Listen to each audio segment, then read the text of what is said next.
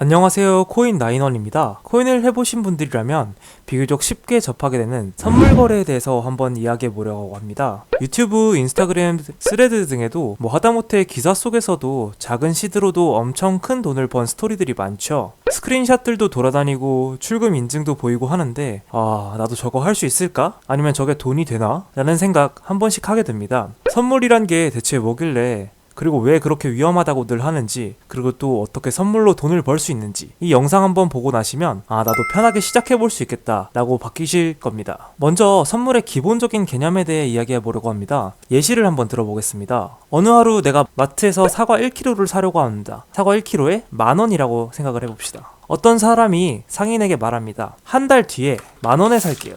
그럼 상인은 좋아요 라고 계약을 하게 됩니다. 한 달 뒤 사과가 20% 올랐네요. 그럼 상인은 여전히 한 달 전에 약속한 10,000원의 가격에 팔아야 되고, 이 사람은 12,000원짜리 사과를 가져가기 때문에 20% 이익을 가져갈 수 있게 되죠. 반대로 가격이 떨어졌다면 손익은 뒤집힙니다. 미래 가격을 미리 약속하는 게 선물 거래라고 보시면 될 것 같습니다. 선물은 소유, 그리고 선물은 가격에 대한 약속. 선물은 추가적으로 두 방향, 오를 때 내릴 때 모두 참여 가능하며, 그래서 흔들리는 장에서도 항상 기회가 열려 있습니다. 그렇다면 두 번째로 왜 선물에 관심이 가게 되는가?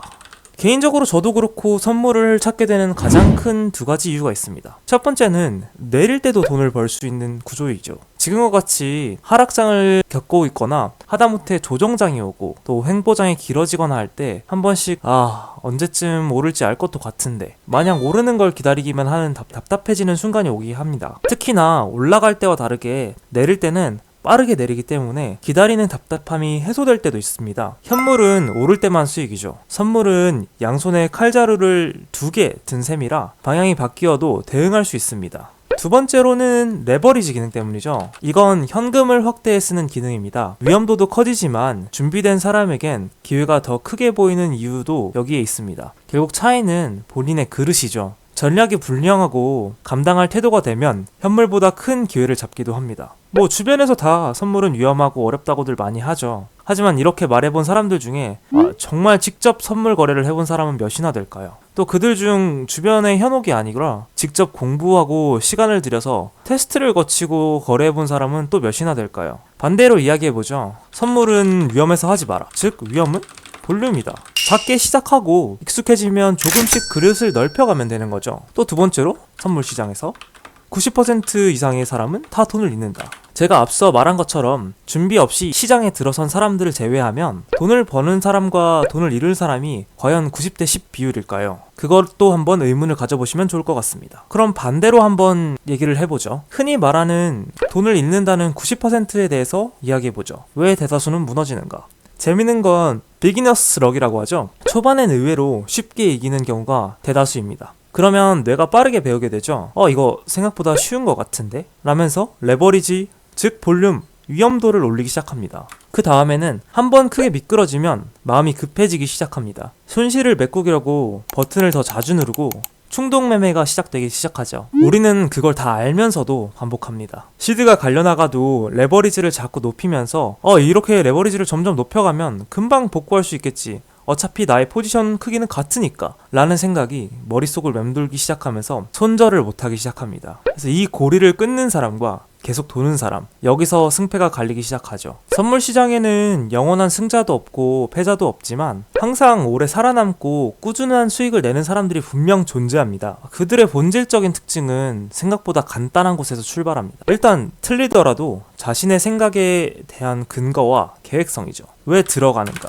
근거, 그리고 어디서 틀렸다고 인정할지, 그리고 세 번째로 어디서 수익 실현을 할 예정인가.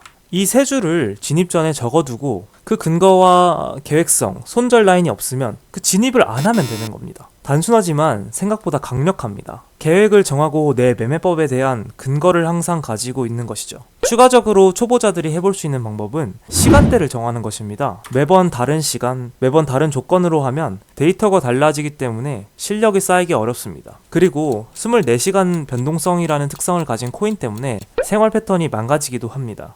초보자들이 처음 선물을 접해볼 수 있을 때 3가지 규칙을 좀 두고 할 수 있을 텐데요. 첫 번째, 1단계는 관찰 모드입니다. 일주일만 구경을 하세요. 차트를 켜두고 약속의 구조만 보세요. 지금은 오른쪽이 유리했나? 내릴 쪽이었나? 이 판단만 하루하루 기록해보는 것입니다. 2단계는 하루 1버튼. 진짜 거래가 아니라 그냥 매매에 대한 연습입니다. 오늘은 지정가, 내일은 스탑처럼 하루 한 번만 결정을 하는 것이죠.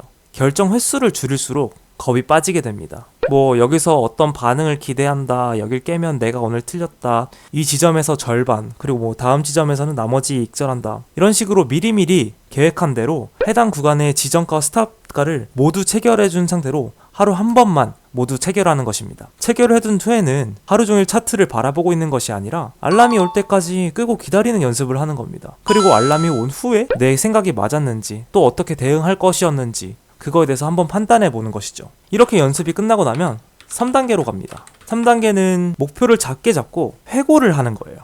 처음에는 작은 목표량을 가지고 방향성에 대해서 실험을 해보고 실제로 내게 제일 잘 맞았던 매매법이라던가 어떤 부분에서 틀렸는지를 기록으로 남기고 그 방법에 대해서 번복하지 않는 것이 중요합니다.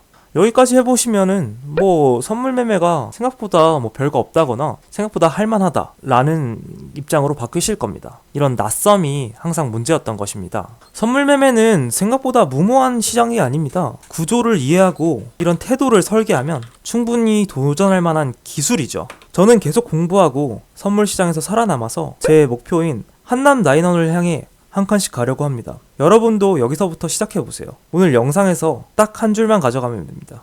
현물은 소유하는 것이고 선물은 약속에 대한 가격입니다. 두 방향의 기회를 작은 볼륨으로 오래 가져간다면 이 문장 하나만으로 선물 시장에 뛰어들 수 있을 것입니다.